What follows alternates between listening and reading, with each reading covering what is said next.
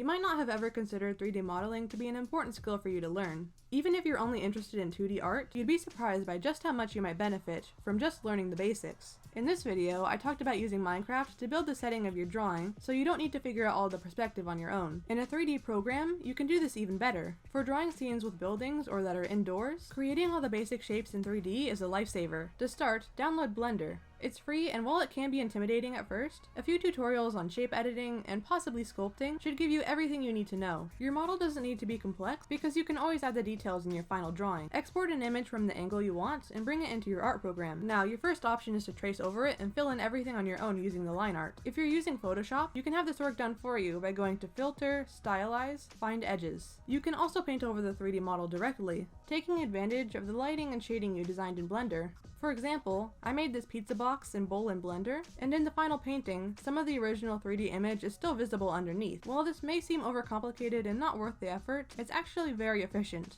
Learning how to do this may take a little more time, but once you do, you'll be able to create drawings with impressive and realistic perspectives super easily. And alternatively, if this seems like lazy cheating to you, I mean, the 3D modeled image is something you create with your own skill, and it's efficient, and it results in very nice, clean artwork, so there's really no good reason to believe this. Of course, relying too much on it might mean you start to lack practice in painting lighting and shading and perspective all by hand, but I found that working with 3D has actually helped me understand this better, which I can put into practice when I'm not using Blender to start my paintings. It is good to know, though, how to use perspective grids for when you aren't using Blender.